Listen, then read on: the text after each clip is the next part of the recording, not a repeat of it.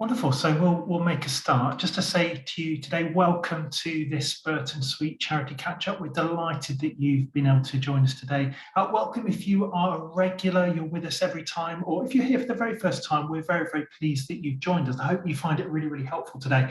My name is Ed Marsh. I'm Head of Charity Development at Burton Suite, and I'm here with my colleague Cecile Gillard, who's Charities Legal Manager here. So it's great to see you, and well done, especially if you are here on your financial year end date. If you're a March year end, congratulations. Well, I don't know whether to say congratulations, but it's the end of the year. It's that time. It comes around quick every year, doesn't it? But well done for making it today. It might be that you're really busy doing things and catching up the recording after the event. We're really glad, in any case, you've been able to join us. Just to explain a bit about the format today, Cecile and I will be sharing some content for about sort of 45 minutes together, and then there'll be an opportunity to ask questions and share ideas and thoughts if you've got them at the end. There's a couple of ways of doing that. One is that there'll be an opportunity, if you'd like to come off mute and to ask a question out loud of one of us, or perhaps things that other people want to share in. Actually, if you're not quite so keen on doing that, actually you can at any time post a question in the chat for everyone to see, and we'll make sure at the end we have a bit of time to go through and answer as many questions as we can when we do that. Just to say today that this event is being recorded for the benefit of those who booked in but are not able to join us. But just to let you know that no names or faces will appear on that recording that gets distributed, other than if you decide to come on screen at the end to ask a question. And actually what we'll do is after this event today, so a bit later on this afternoon, we'll email you with a link to the recording of this event, also to give you a copy of the slides that we're going to use. But also what we'd love you to do, if you could just take a moment, is to just click reply on that email later on and to feed back to us, just how you found the event, what you found helpful, and perhaps what you'd find helpful for us to do on a future occasion. We do these events to serve you, we do them to serve the sector, and so we're really, really keen that these are of benefit to you. So what are we going to be doing today? So I'm going to share some slides here. And what have we got in store? We're thinking about charity resilience. We're thinking about the long-term financial outlook for the sector as far as we possibly can, particularly just in the light of the Chancellor's recent spring statement. We're looking at some lessons that charities need to learn from recent Charity Commission reports. We're thinking about revisions to the Charities Act, and then our usual chance to share news with you, latest news from the sector. But without any further ado, I'm going to hand over to Cecile, who's going to kick us off. Thank you, Ed. Well, hello, everybody. So if we could move on to the next slide, Ed, please. So we're living in an uncertain world as charities, and that's by no means all due to the ongoing remaining effects of the COVID pandemic. Having said that, of course, the pandemic is still having an impact, and we're well beyond, though, the crisis stage. And I think that's an important point. We're beyond the crisis phases of the pandemic. What we now have really is the longer term impacts, which are gradually working their way through. So that's particularly, for example, in relation to poverty, housing challenges, social disadvantage, educational challenges, and longer term wider health issues, such as the mental health crisis. We have, of course, got the conflicts in Ukraine and indeed elsewhere in the world. And the Ukraine crisis has implications for charities beyond the obvious, immense and immediate humanitarian needs. It's created a vastly different operating environment in many parts of Europe, and the impacts of that will, I think, go on. It's adversely affecting the global economy and a range of key supplies that come into the United Kingdom. Charities are having to think about the implications of the sanctions regime for their funding sources and for how they use their funds and how they operate. And of course, this conflict is creating long-term massive relief and rebuilding challenges. On the nature and the scale of social need that we're seeing, that's changed dramatically and at pace. Yes, the impact of COVID, but yes, the impact of economic issues in the global context. Those are some of the factors that are driving up the mental and physical health issues, relationship pressures, poverty and social disadvantage to levels we could never have expected. And there's increasing evidence of long-term damage to educational outcomes and life chances for people of all ages, really, across the social spectrum. Against this kind of background, trustees are having to ensure they reorder priorities and revisit assumptions and changes that they've made during the earlier stages of particularly the COVID crisis and before this wider range of world challenges and uncertainties came upon us. We're obviously all being impacted by the big picture economic factors, and those are posing big challenges, and we'll look at some of those as we go through today. Great uncertainties out of all of them. Remember, they're not just affecting our charities, they're affecting our beneficiaries, but everyone who's involved in running the charity and every organisation a charity deals with too. The NHS, the lottery fund, your local authority, your insurance and your IT providers. So all these things are impacting upon them and creating this extraordinarily uncertain world. And that's not all, of course. There are other areas of risk. For example, external issues are adding to the pressures around safety issues in cybercrime and the opportunities for people to attempt to abuse charities and people involved in charities. One of the truly shocking things coming out over the last fortnight from the Ukraine situation is the evidence and anxieties being expressed by some of the principal human rights charities and anti-slavery charities about the risks and levels already of abuse of people fleeing the Ukraine, particular risks for women and children. And of course, we've got the digital transformation and the challenges of the digital world upon us. Yes, step change in digital giving, certainly, but things, of course, are so much more complicated than that. We're facing operational difficulties with the digital divide. Some of the people we're helping don't want to or can't use digital communications to access services and gain support. And of course, some of the enhanced needs we're all trying to address are actually much better addressed in person and in real life and real-time ways. Next slide, Ed, please, if you would. So what about charity resilience against this background? Well, key to building resilience in a charity is to ensure good governance, because that's the bedrock of resilience in all areas. Likewise, a good understanding of charity fundamentals is absolutely key.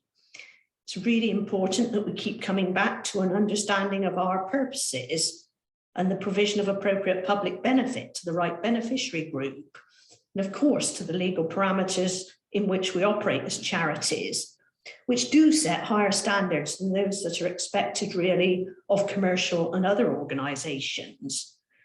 Added to which, we've got to think through the ethical standards now expected of charities, endeavouring to follow best practice and practice good ethics as appropriate to our organisation's circumstances.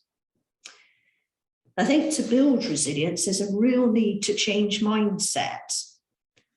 We certainly need to change our mindset around the fact that we're not just dealing with the ongoing implications of COVID, and we definitely need to move out of the we're in a COVID emergency mindset. There are a number of other core challenges to take into account as we're planning and how we're dealing with our actions in the year ahead and beyond that. So what are the areas of resilience we're seeing in charities? Well, certainly those that are showing greater resilience and developing their resilience are looking at adjusting their strategic plans to take account of these uncertainties and to address the rise in the need for their services. They're also adapting their funding plans within that strategy, including their approaches to fundraising and the management of their financial and other resources. Operationally, charities that are showing resilience are rebalancing their mix of activities in service delivery and general operation. They're thinking about things like how they use and recruit volunteers. They're certainly reinstating in-person activities, sometimes modified because of the range of circumstances we're now finding ourselves in, and very much rebalancing the mix of online and digital activity. In some cases, dropping some of the digital activity, sometimes reducing elements of it as they increase levels of in-person activity. They're looking at what physical premises they have and how they use them, and whether they're using them to best advantage. They're very much working really hard to re-engage with all their stakeholders, with the communities around them, with their volunteers. They're building back relationships that have been disrupted by recent events, and they're looking to establish new relationships. We very much need to be encouraging people to engage with us and become part of our mission to help people in need. We're looking at those growing social needs too, and how those are putting pressure on all the resources available. And I've made some points about those changes to how we deal with funding and fundraising. We're really having to review our flexibilities on that, and in some cases think about whether we need to create a range of further donor options, for example, physical locations like churches and places of worship, heritage and arts buildings, which need to reinstate those options. So let's hand over to Ed for some more thoughts on the longer term financial outlook. Thank you, Cecile. As we move on from a COVID emergency mindset, I guess the question is where has that left the sector? What has been the impact on the sector? And I think what's really important to say is that actually the charity sector is diverse, and in many ways I think it's a very, very mixed picture. It is not wise to make kind of sweeping generalizations across the whole sector, because everybody's experience has been different. And then I think from our point of view, anecdotally, as a firm working with charities of all kinds of different shapes and sizes, that actually we see some who have really, really struggled financially because of the challenges of the pandemic. And yet we also see some that have ended their years, the last couple of years, just in a much, much better state than they thought they would. And actually, even for some of our clients, it's almost like an embarrassment of riches, whether that's a combination of public generosity, or whether that's the government support schemes that have kind of masked some of the challenges that there have been. But the Charity Commission themselves did a survey in the autumn, last autumn, which was quite interesting, really, and showed particularly that during last year, 97 charities reported to the Charity Commission that they were insolvent, but that was actually only up by 1/3. Now, in the context of a charities register in England and Wales of around about 170,000 charities, of course, the total number of charities is much, much greater than that. But actually, that's a very, very small proportion, and to go up by just 1/3 is perhaps a bit of a surprise given the impact of the pandemic. The survey found that 40% of charities surveyed dipped into their reserves, which I guess is not a surprise at all. But actually, as charities look ahead into 2022, and I must stress, of course, this is pre kind of Ukraine and pre some of the current uncertainty that we have, that actually over half said that yes, they saw some kind of threat to their viability in 2022, but actually only 1% are thinking, oh, this is going to be really, really crucial to us staying in operation. But what's been the impact on giving? I mean, that's been a really interesting one to be looking at as well. The CAF, Charities Aid Foundation UK Giving Report late last year, found actually in 2020, so the year the pandemic started, actually surprisingly giving was 7% higher than the previous year. I think as public generosity responded so generously to some of the challenges of the pandemic.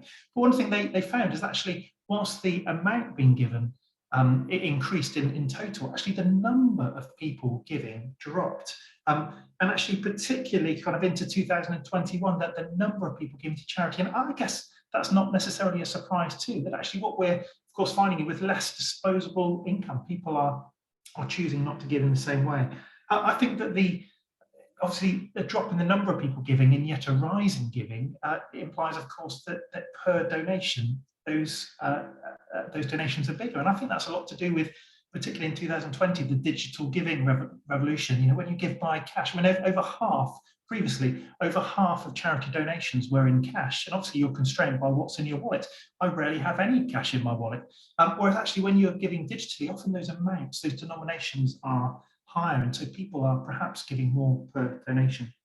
Gift aid use has increased, which is fantastic, and has been the case over a few years. But But of course, as I said, cash giving, it was almost non-existent in 2020 because of the pandemic. But I think the feeling is that whilst cash giving is here to stay, the digital revolution is also here to stay. And I think for charities, our challenge is to make sure that we're continuing to offer those wide range of options to help people give. Cash giving is still going to be vitally important for many of our charities.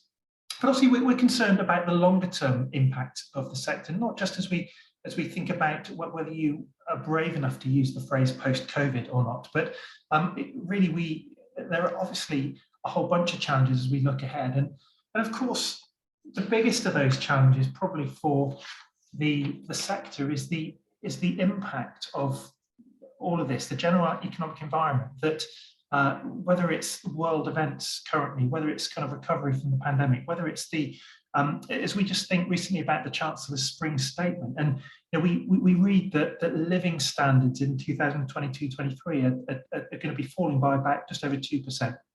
That actually, inflation is a real issue that actually expected by the end of the year to reach a 40-year high of 8.7% by the end of the year, which is significant.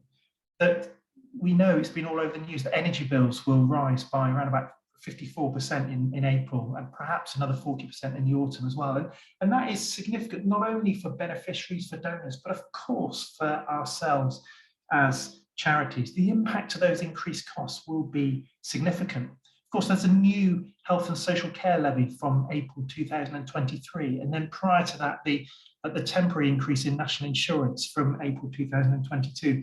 All those things will have a significant effect on charity wage bills. They'll also have a significant impact on the generosity of the public. What we often know is that particularly donations to certain charities fall when in a low part of an economic cycle, because there's certain elements, whether it's sort of going to visit a theatre that is putting on performances or whatever, that actually there's an impact on that kind of discretionary spending. Sadly, for many people, giving is a discretionary expenditure and not something they consider a core part of their household budget. And of course, the spending power, particularly for charities who have agreed contracts or been promised grants before these current inflationary challenges, actually the value of those grants that are received are going to be much lower. I mean, just think about it like this: in 2021, a donation worth £20 in 2024 will be something like £17.50. I mean, it's quite a significant drop in terms of the kind of spending power of the income that's being received. And as Cecile's already mentioned, that the further waves of need are significant. Actually, even before the Ukraine crisis, so, back in the autumn, 55% of charities were reporting an increase in calls for help by beneficiaries, calls to be involved in additional work. That actually also before that, actually we were in a situation where 4.4 million people were using credit just to meet basic essential needs. That actually 4.7 million in the UK were food insecure.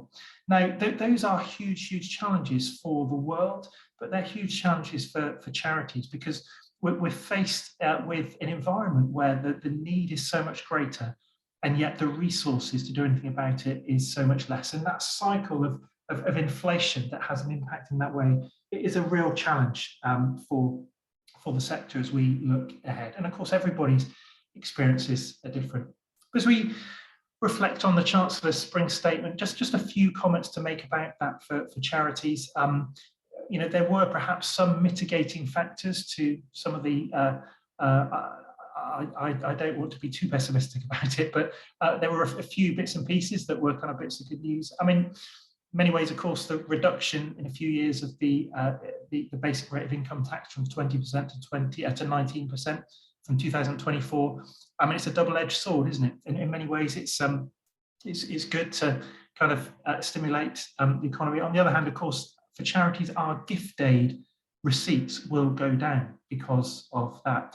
Now, you'll be pleased to hear that the government have announced a transition plan for 3 years, where charities will effectively be able to kind of make up the difference between the current rate of income tax than the new one, and that will be in place to 2027. That's worth £250 million to the sector. That will be a real help. But at some point, we'll see the drop in those gift aid receipts. We also know about the increased employment allowance from 4,000 to 5,000, which for many charities will help offset some of the increased wage bills. We know about extended VAT relief on energy saving materials like solar panels and insulation that's been extended from April 2022. And of course, there's been the rise at the point at which people start paying national insurance, and that will also help in terms of spending power of the public that might also benefit charities. Disappointment at the lack of increase in the international aid budget by some charities, and that's that can be a real challenge, particularly for those working overseas. And then, depending on your point of view, but a limited rise in benefits that are particularly for for those on low incomes, those on whether it's those with disabilities, whether it's those just needing kind of pensions and family help and benefit. There's really limited rise in those compared to the rate of inflation. So it is challenging. Just for 1 minute before I hand back to Cecile, is it all gloomy? Well, I think it's a challenging time, but I think there is an increasing role for charities in communities, particularly community-owned assets, where we've got situations where police stations and post offices, etc., those buildings becoming available. There are opportunities for charities to be involved in delivering local services and to be getting involved with taking over local buildings. The levelling up agenda, is that an opportunity for charities? Well, some people are sceptical, but I think actually there are some funding opportunities there. The NCVO do talk about the fact that there is what they see as a rise in volunteering, particularly among younger age groups coming out of the pandemic, and so that's good news. Legacy giving, NCVO also say that they predict that to be growing over the next few years. And then we've already mentioned digital fundraising. I think many people have realised that there are opportunities that they were kind of putting off, opportunities that they just absolutely had to get to grips with during the pandemic, but actually have been more fruitful and more surprisingly lucrative than perhaps they thought they were at the start. So I hope that helps just in terms of a view on the financial outlook. I don't want to be too kind of depressing, particularly on this exciting last day of the financial year for many of us. But back over to Cecile.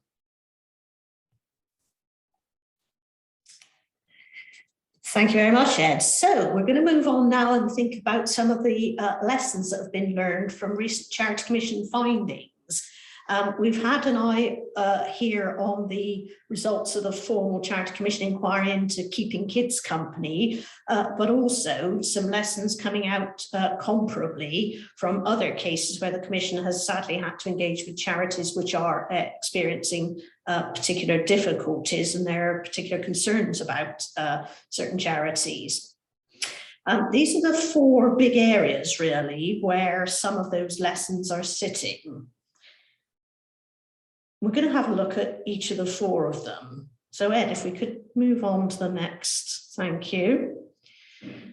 In relation to the governance and the management of charities, the issues are around checks and balances, particularly relating to how trustee boards function and what the relationship and interaction is between the trustees and the chief executive and the senior management team.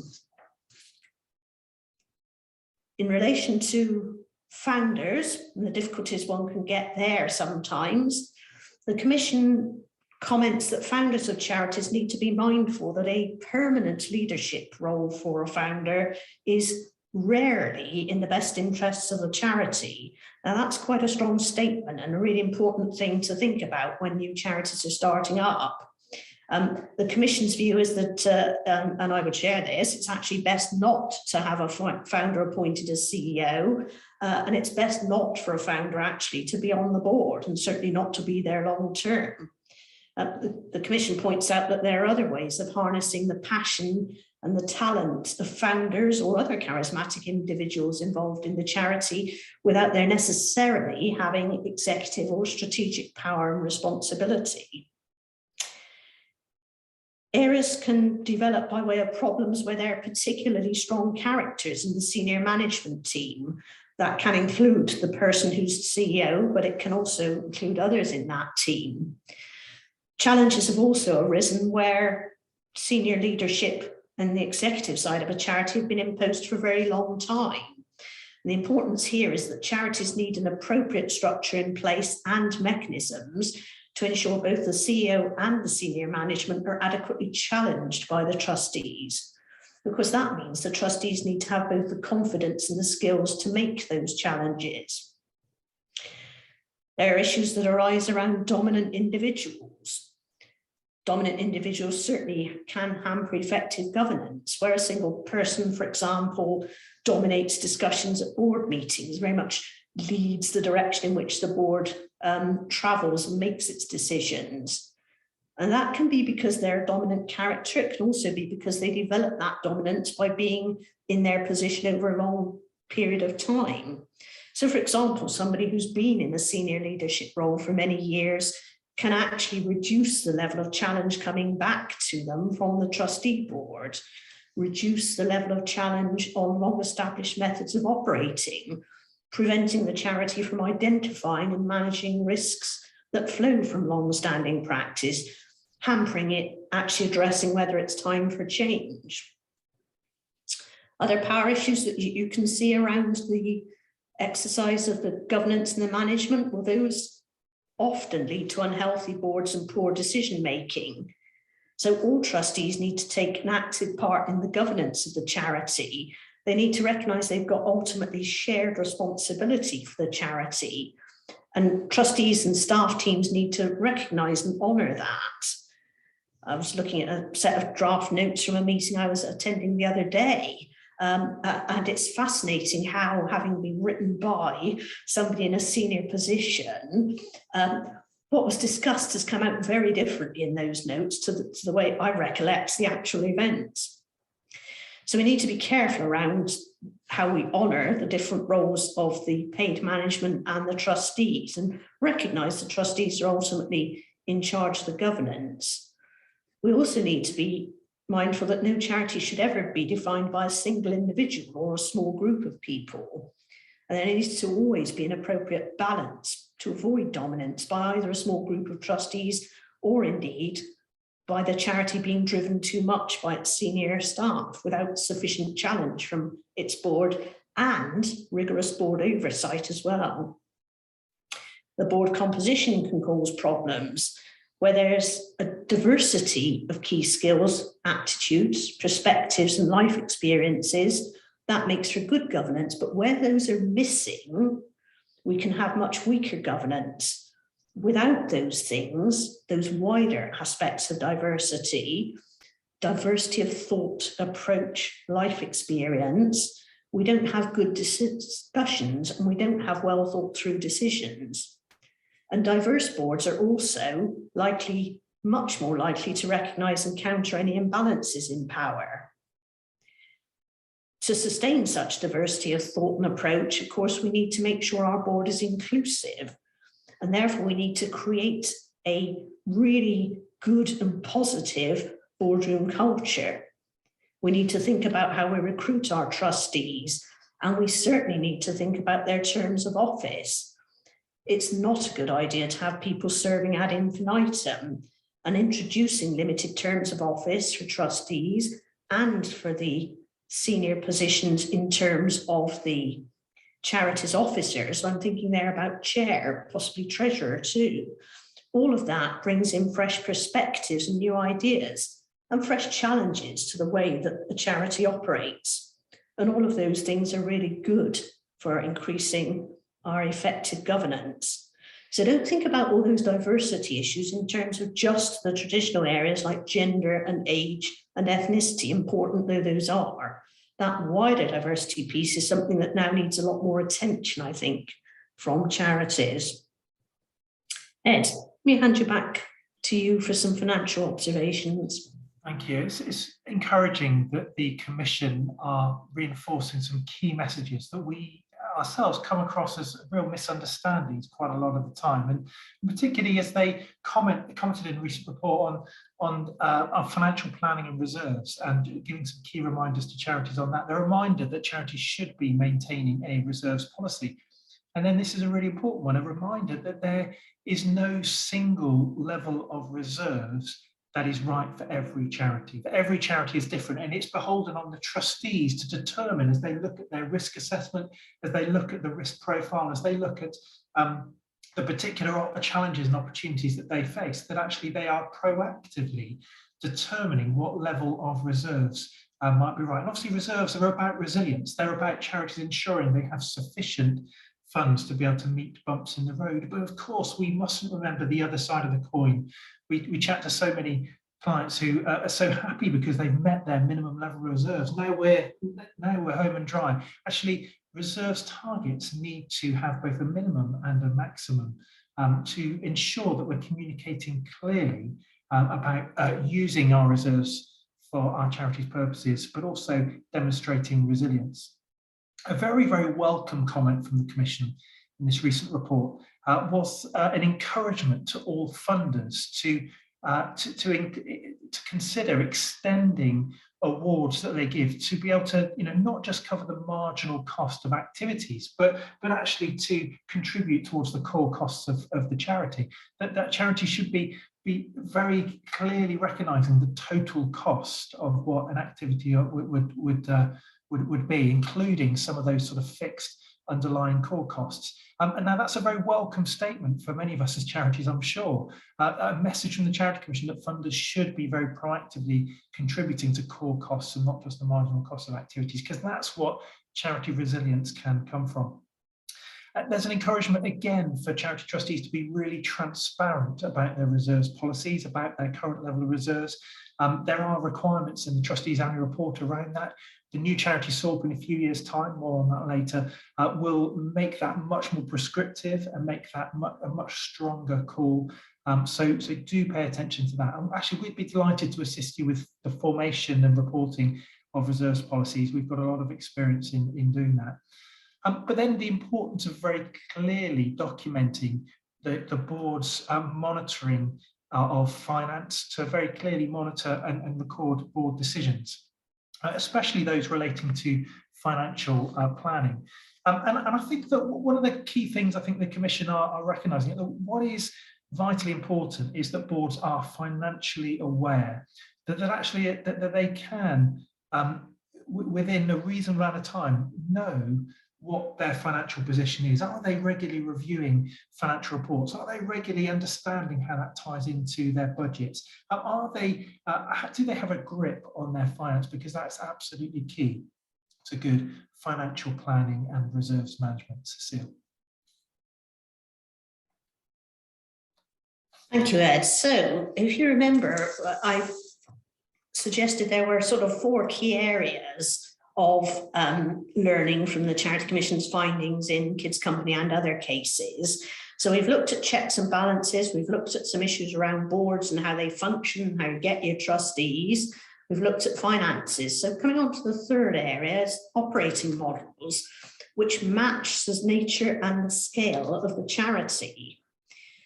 It's really, really important that there's a good understanding of what the charity's operating model is, because in some of these cases where the difficulties have arisen, there's been a poor understanding, not only of what the model is, how is it that we're operating our charity, what is our overall approach to that, but also often a poor understanding of the implications of that model for risks, for cost effectiveness, and what the outcomes of all those things will be in relation to that operating model. Really important that you do understand that. It's really important that where you're thinking about changing the model, you also think about what the implications of that will be.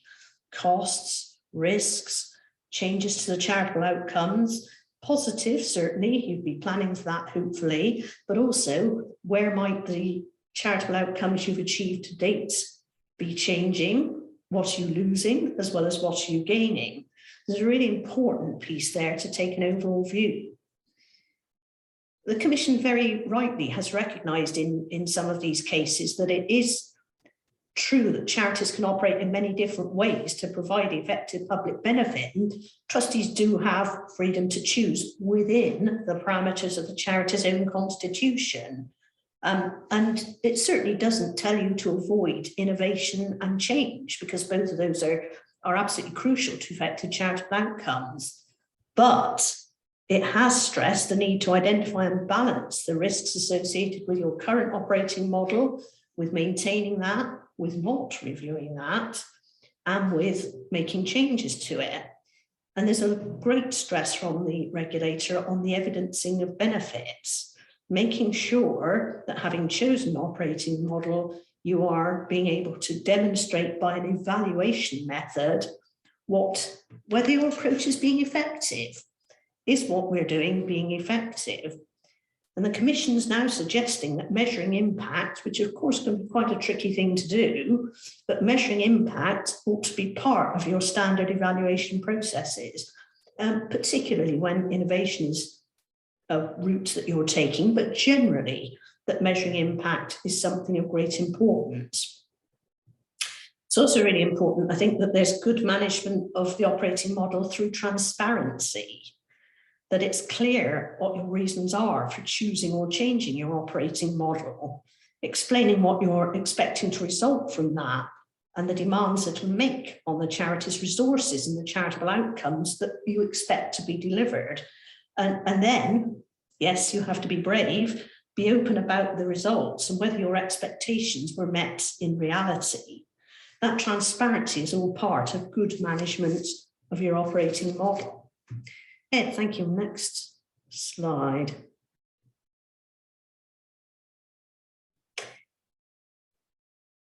And another big area is dealing properly with growth. In fact, I'd extend that actually to say growth and all sorts of change.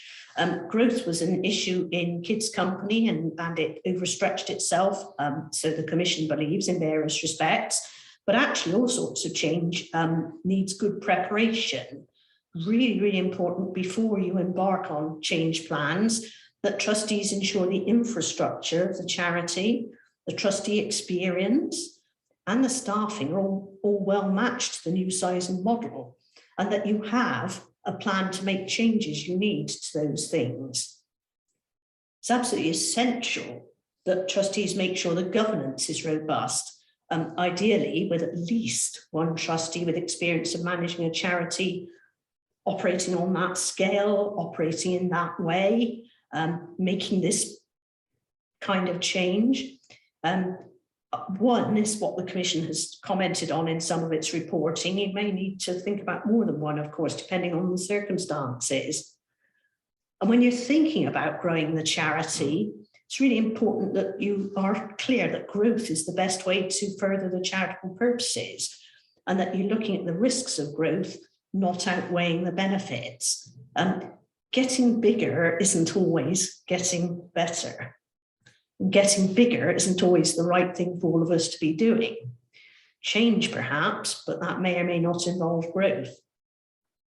Really important, of course, to have sustainable income to support growth, and trustees need to understand how the income sources will be achieved and how they can be put at risk by a change programme.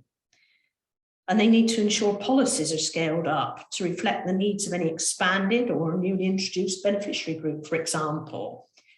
And all of this needs to be managed and monitored throughout the process of change.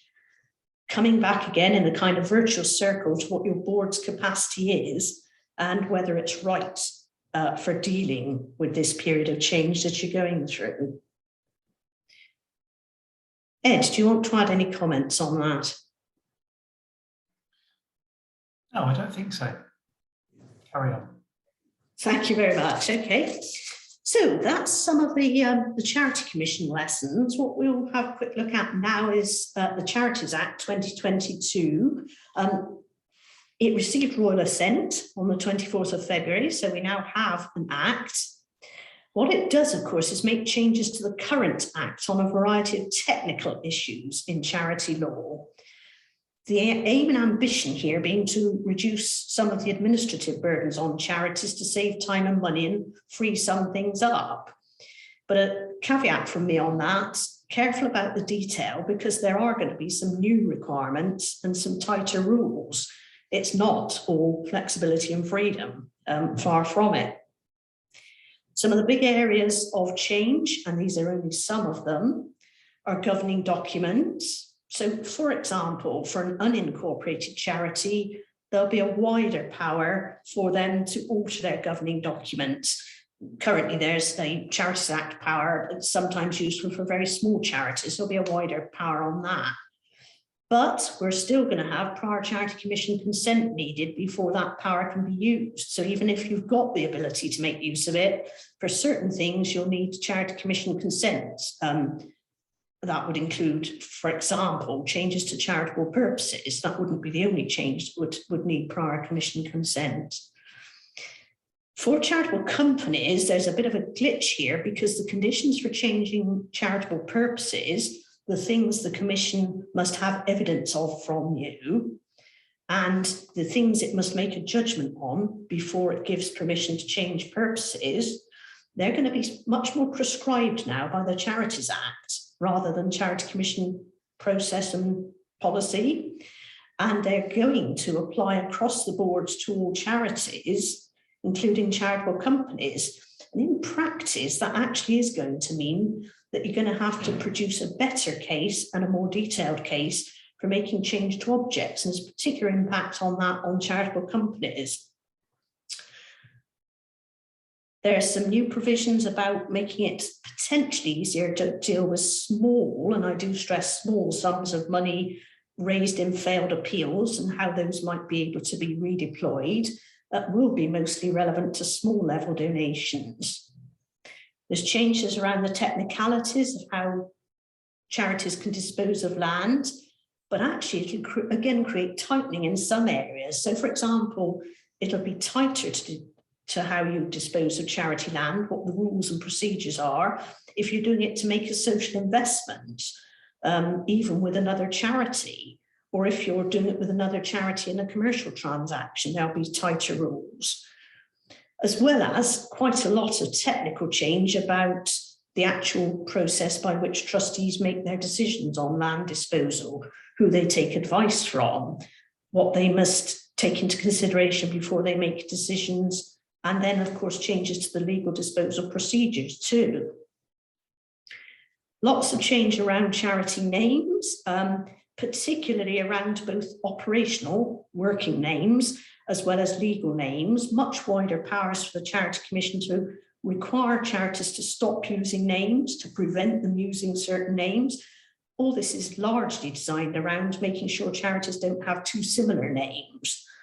And there'll even be a new Charity Commission power to direct an exempt charity to make changes to its names, legal and operational, after talking to the alternative principal regulator for that charity. So, for example, that could affect registered society charities.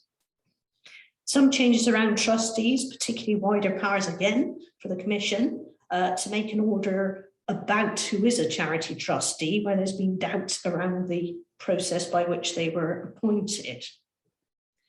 Some changes too to the extent to which some charities will be able to spend permanent endowment, simpler rules around market value under £25,000 not requiring prior Charity Commission consent, but larger funds will still need to be able to have Commission consent go through a more complex process. New statutory power too for borrowing again, up to a fixed level of 25%. Changes around legacies, but not generally for charities. This is particularly intended to preserve legacy gifts where a charity has either merged or adjusted its structure so that it becomes a new successor incorporated charity. There are implications here for most of us. We need to make sure we keep up to speed. We educate our trustees. For some charities where they're thinking about change, actually getting on with it would be a good thing. Don't wait for the changes to happen. I give an example of a charitable company that's thinking about changing its charitable purposes, for example. Probably be well advised to get on with that. And we'll be really pleased to talk to you about all of those things on your individual charity. Don't underestimate the timetable here. It's going to take at least till 2024 before all of this comes, though some of the changes that are necessary will happen probably this year. They've got to change the charity register. They've got to alter how we all deal with the Charity Commission online. They're going to have to come up with at least 12 new pieces of changed guidance, either new or updated from the Charity Commission into the public domain, and at least 20 new pieces for their own staff. There's got to be secondary legislation, so regulations made. So there's a large scale of change and a prolonged period of change here as well. So please be in touch with us over things you want to think about now. Please keep in touch with us about things that are coming. All of these are actions that really you need to think about taking on an ongoing basis. So let's go on, Ed, to think about a couple of news items. Thank you. We've got a few questions already to answer in a few minutes' time, so thank you so much for those. Do be coming up with your questions if you'd like to either post them in the chat, or there'll be an opportunity to ask them out loud in a few minutes. But we always like to just give a little bit of a roundup of some very kind of recent bits of news to be aware of, and we'll also kind of circulate some of this information within a post-event email as well, so do look out for that. Firstly, if you've been with us the last couple of events, you'll have really enjoyed hearing about the new charity statement of recommended practice, which is how charities know how to prepare to apply accounting standards in preparing their accounts. And we've been talking about some of the potential new changes that are coming. Well, just very, very quietly, the implementation of that new SORP, because of delays at the FRC end, they've announced an extra year. So whereas we were looking at accounting periods beginning on or after 1st of January 2024, it will now be 2025 at the earliest before we get a new SORP. So that's either great news or terrible news, depending on your level of enthusiasm. But of course, we'll keep you up to date with all those changes as and when they occur. Cecile.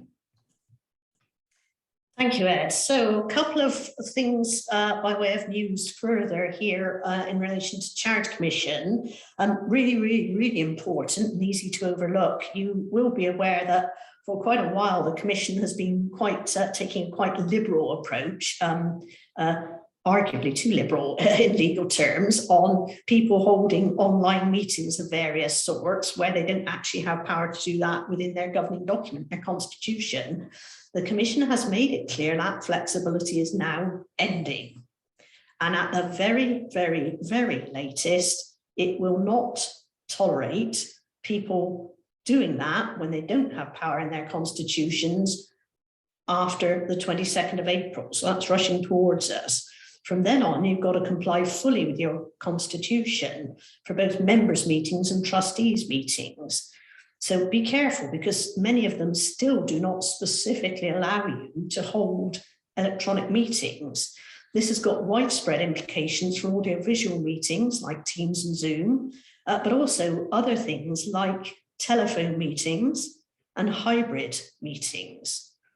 Now, we're helping lots of charities in our circle of acquaintances and friends to address this and to think about changing their constitutions and making changes to facilitate that. So please, again, come and talk to us if that's relevant to you. We'd like to help you. And the Commission has issued 2 areas of guidance in relation to Ukraine. The first one is in relation to safe giving, and that's pointing to well-established principles and encouraging people to use well-established and verifiable existing charities, particularly not to set up informal personal initiatives or indeed set up new charities. Those are not felt to be the best ways of safely addressing getting funding to the needs. And secondly, it's now issued also a piece of guidance around engaging with the actual practicalities of the humanitarian crisis. This is wide-ranging. Again, it covers things like fundraising appeals, the importance of operating within your purposes, the impact on sanctions, both to giving support and to receiving funds, stressing the need to know your donors. And it does offer some cautions about taking part in humanitarian relief delivery, emphasising the safeguarding issues for your team members and the people you're trying to help, and encouraging you to think about how you deliver help, that it might be better to provide funding than resources, that it might be better to channel your initiatives through charities already experienced in working in such situations, and good practical guidance around that, rather than trying to set stuff up afresh and take risks yourselves. So those are a few things to look out for. Ed, over to you for some question sharing. Thank you, Cecile. We've got a number of questions come in. I'll start with some that have been on the chat, but do also, in a few moments, kind of raise your electronic or indeed your actual hand to ask a question if you'd like to. Firstly, thank you so much to Simon for highlighting that the Charity Commission news that came out last week contained quite a few examples of dominant founders and individuals, examples of kind of improper behaviours that the Commission have highlighted, and that Simon's just recommending people do have a look at Charity Commission news. Actually, it's the link to it is going to be on our post-event email, so do look out for that. But it's always worth reading Charity Commission news. There's always useful, helpful articles, the things that the Charity Commission are looking at. But a question from Jonathan on dominant individuals. Do we have any thoughts on the maximum length of term of trustees, assuming re-elections, example, every 3 years? And any idea on maximum length of term for chair of trustees, and any thoughts on trustees' sabbatical breaks? Cecile, are you okay to think about that? Yeah, I mean, the first thing to say is, of course, you must stay within your own constitution, so you can't change to introduce limited terms if that's not imposed by your constitution. You can encourage people to step down, but you can't make them if there aren't limited terms.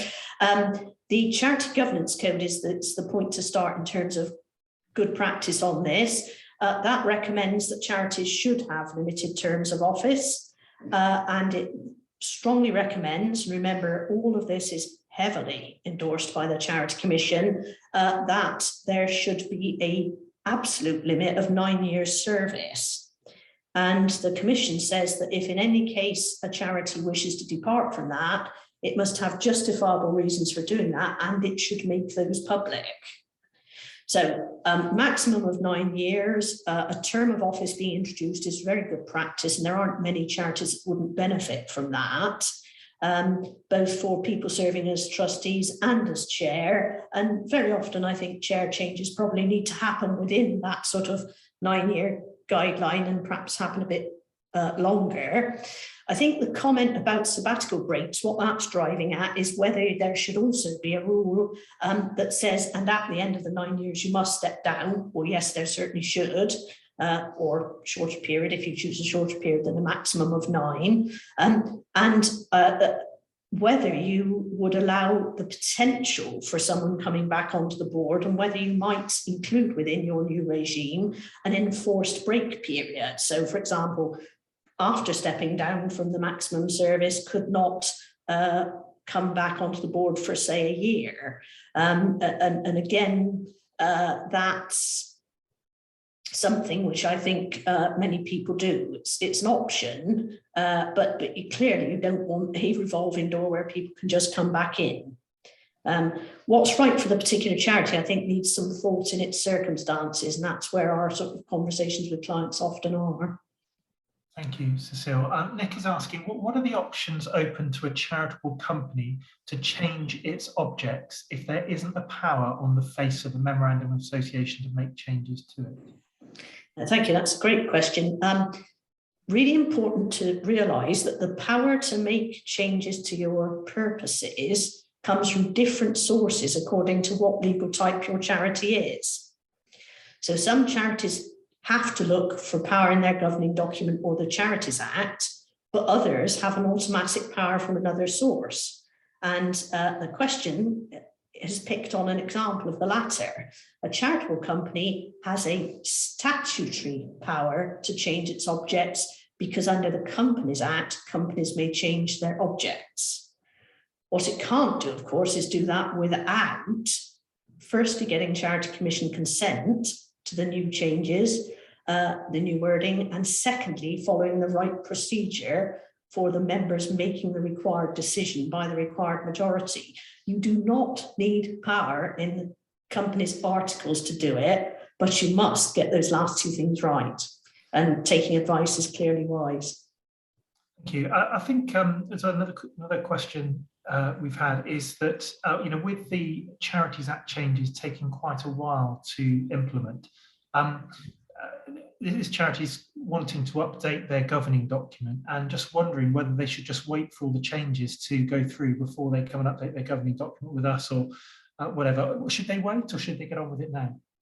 I think in the vast majority of cases, Ed, they should get on with it now. If there's reasons for change, it would be very unwise to delay 2, and it may be even more years for these changes. Many of these changes won't have specific implications for governing documents. There will be a few exceptions where the changes to how you can change governing documents are relevant to particular charities, but the vast majority, if there's reason for change, get on with it now. Great, thank you. And Graham, thank you. Can you advise an appropriate paragraph to add virtual meetings to their articles? The simple answer to that question, Graham, is yes, we can help with providing that, and do get in touch with us. We would love to help and assist you with making those changes. Just to add to that, Ed, quickly, that of course it isn't a matter of merely adding one paragraph, I'm afraid. You need to comb through the whole governing document and see what other changes need to be made, and often it's quite a range of changes actually necessary. Thank you. Kim, I just wonder whether you wanted to come off mute and actually make your comment in person or not, whether you wanted me to read it out for you. If you're... There we go. Can you hear me? I've been struggling Yes. with technology. No, we can hear you. Yes, I mean we're a very small charity, and I picked this up on a newsletter and was kind of taken aback to discover that we've got 3 weeks to get this right. Now I know we've talked about kind of long lead-ins and timescales and all the rest of it, but it seems incredibly insensitive because it doesn't seem to recognise that small charities, well, all charities have got trustees who are volunteers, and actually we're busy people with busy lives. We've got lots of other things to do, and all of a sudden we're scrabbling around trying to find out what we have to do to make this crucial change and do it legally, and bearing in mind the comment that there are, make sure that while we're doing that we do other things to bring it up to speed. For example, our governing document says he all the way through, which is somewhat outdated. It served its purpose when it was initially generated, but I suppose it's a comment. It seems incredibly insensitive, given that we all knew it was, we all knew it would come to an end. To give a deadline of less than a month just doesn't recognise how a lot of small charities operate.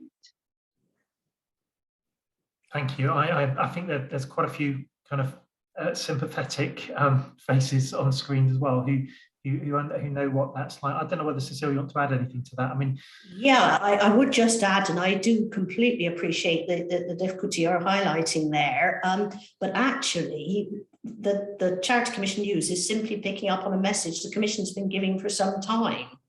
It's said more than once in many months that we have to recognise that was the emergency, and we're well past the emergency. Now, I appreciate charities and trustees may not have, kind of spotted that, but actually this isn't just 3 weeks' notice. This is the final notice over a message that's been coming at us for quite some while. Right. Okay. Well, all I can say is, that there was a huge horizon to scan, and we obviously missed it. And I put my hand up to that, but it is problematic because having had a career in the statutory sector, I'm accustomed to when something that's mandatory has got to happen, then you get notified formally. You don't have to go on websites and dig it out. If it's got to happen, it's got to happen. That's fine. It's obviously down to us to have not horizon scanned sufficiently, but the horizon is huge, and I think that it's a big job for small charities, that horizon scanning. Yeah. I think you're right. It really is. It's a challenging role being a charity trustee. I hope that to a certain degree we can assist in some of this to be able to kind of bring things to people's attention as we do these events fairly regularly. We try to do these events sort of every 4 to 6 weeks. What we'll seek to do is kind of help with some of that horizon scanning, but it is an incredibly demanding task to keep track of everything, isn't it? But thank you. I just want to see if anybody else would appreciate asking a question either in the chat or to ask a question out loud. Please feel free just to simply unmute yourself and to ask a question or to make a comment.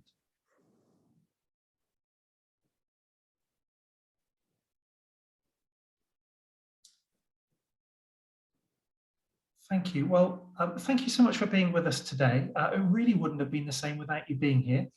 So thank you so much for coming along. We hope that you found it really helpful. As I said earlier on, there'll be an email coming out this afternoon, so you can revisit a recording of the event. You can hear my inappropriate cough all over again. You can have a little copy of the slides and digest things in more detail, but also that email will give you an opportunity to get in touch with us so that we can help you out in your particular circumstance or any particular question that's very relevant to your context. We'll also let you know about the next event. I can't remember the date off the top of my head, but we'll let you know what that date is. And we really hope that you'll be able to join us for that. Have a great rest of the day. Enjoy your lunch if you haven't had it yet. And we hope to see you again very soon. Bye for now.